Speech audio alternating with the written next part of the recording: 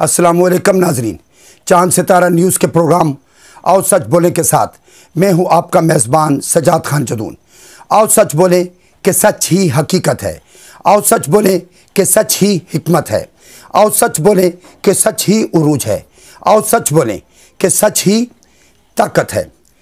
नाजरीन, आज हमारे प्रोग्राम का मौजू है पीटीआई की हुकूमत और उनकी नाकामी के अवामिल। नाजरीन, इमरान खान एक बाहिम्मत और वलवला अंगेज शख्सियत के मालिक हैं। उनमें वो सब खूबियाँ मौजूद हैं जो एक सच्चे और अवाम के खैरख्वाह लीडर में होनी चाहिए। वो वाक़तन मुल्क की किस्मत बदलना चाहते हैं और पाकिस्तान में हर सतह पर इंसाफ का बोलबाला देखने और करप्शन फ्री मुल्क बनाने के ख्वाह हैं। उनका विजन बहुत पुरकशिश है। अगर इस पर अमल दरामद हो जाए तो इस तरह वो दुनिया भर की मज़लूम अक़वाम, ख़ास तौर पर मुसलमान ममालिक और अवाम के मसाइल और उनके बाहमी तावन के ख्वाहिश के इजहार पर बैनुल-अक़वामी फ़ोरम पर बातचीत करते रहते हैं।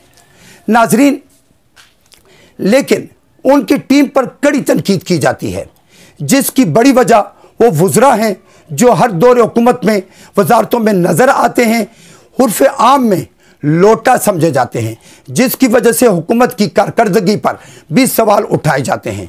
पाकिस्तान की मौजूदा हालत की दो बड़ी वजूहात हैं। पहली वजह हर सतह पर मेरठ का कत्ले आम, दूसरा निचली सतह से लेकर आला सतह तक रिश्वत और बदउनवानी जिसे आम तौर पर करप्शन कहा जाता है। इन बुनियादी अनासिर की दुरुस्ती का दावा पीटीआई हुकूमत ज़रूर करती है, मगर अब तक इस सिलसिले में कोई खातिर-ख्वाह इक़दाम नज़र नहीं आया। करप्शन ख़त्म करना मुश्किल है, लेकिन पीटीआई हुकूमत इसमें कमी भी ले आती तो मुल्क पर बहुत बड़ा एहसान होता।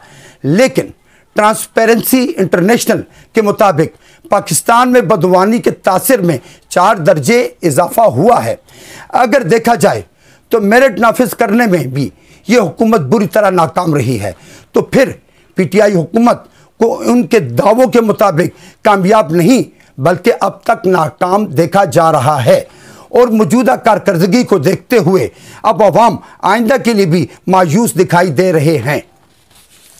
नाजरीन, ये तो थे वो अवामिल जिन्हें पाकिस्तान का पढ़ा लिखा तबका बहुत करीब से महसूस करता है, मगर आम अवाम इन बारीक बीनियों को नहीं जानते।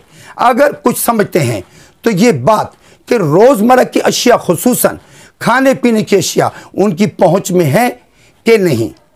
देखा जाए तो महंगाई हर दौर हुकूमत में होती है, मगर पीटीआई हुकूमत में तो जैसे इसको पर ही लग गए हैं। हर रोज़ कीमतों में इजाफा नज़र आता है। अगर आज किसी चीज़ की कीमत 10 रुपये है तो कल वही चीज़ आपको 12 रुपये की मिलेगी और परसों वो 15 रुपये की मिलेगी। कीमतों में कहीं भी इस्तेकाम नज़र नहीं आता। पहले कीमतों में इजाफा महीनों में हुआ करता था, अब दिनों में होता है। मसाइल हैं कि बढ़ते जा रहे हैं, लेकिन वसाइल वहीं के वहीं हैं। तनख्वाह में मामूली इजाफा होता है, वो भी साल बाद, मगर महंगाई इसके मुकाबले में कई गुना बढ़ती है, जिससे गरीब आवाम को घरेलू बजट तरतीब देने में मुश्किल पेश आती है, जिससे ख़ानदान हादसात का शिकार हो रहे हैं। आटा, चीनी, घी, तेल, अंडे, दालें और सब्जियां बुनियादी ग़िज़ाई ज़रूरियात हैं, अब ये आवाम की पहुंच से बहुत दूर हो चुकी हैं, जिसकी वजह से रोज़ बरोज़ बेचैनी बढ़ती जा रही है। वज़ीर आज़म इमरान खान हर बात अच्छी तरह समझ लेते हैं। उनको पता है कि वोट कास्ट करने के लिए अमीर तबका बाहर नहीं निकलता और ना ही उन्हें महंगाई सताती है, और उन्हें इससे भी कोई गर्ज नहीं होती कि कोई हुकूमत आ रही है और कौन सी हुकूमत जा रही है। अवाम सुबह सवेरे वोट देने के लिए सर्दी हो या गर्मी लंबी लंबी कतारों में खड़े रहते हैं और अपने उम्मीदवार के लिए जोश व खरोश का मुजाहरा करते हैं, और जब उन्हें कामयाबी मिलती है तो आवाम के दुखों का मदावा तो दरकिनार उनकी तकालीफ में मज़ीद इजाफा हो जाता है। ना उन्हें सेहत की सहूलतें हासिल होती हैं, ना उन्हें इंसाफ मिलता है, जबकि महंगाई रोज़ बरोज़ बढ़ती चली जा रही है और वो उनका हमेशा से मुकद्दर रहा है। इमरान खान की अवाम से किए गए वादे अब तक सिर्फ दावे ही साबित हुए हैं, इनमें सदाकत दूर तक नहीं।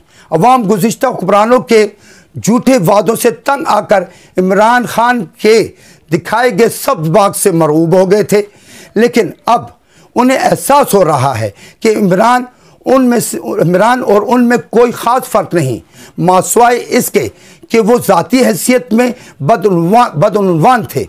लेकिन इमरान खान खुद हर तरह की करप्शन से दूर हैं और ना ही उनका कोई ज़ाती मफाद है।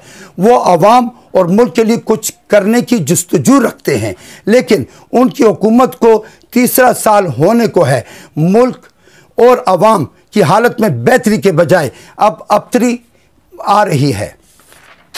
इमरान अच्छी सोच और किरदार के मालिक हैं, अब तक नाकाम क्यों हैं? वो अपनी सोच के मुताबिक मुल्क की तकदीर क्यों नहीं बदल सके? इसकी वजह क्या है? पहली वजह तो ये है कि इस मुल्क को क़याम से लेकर अब तक नोचा और खसूटा गया है। अमीर और गरीब का फ़र्क गहरा किया गया है। इक़्तिदार को सिर्फ कुछ ख़ानदानों तक महदूद किया गया है।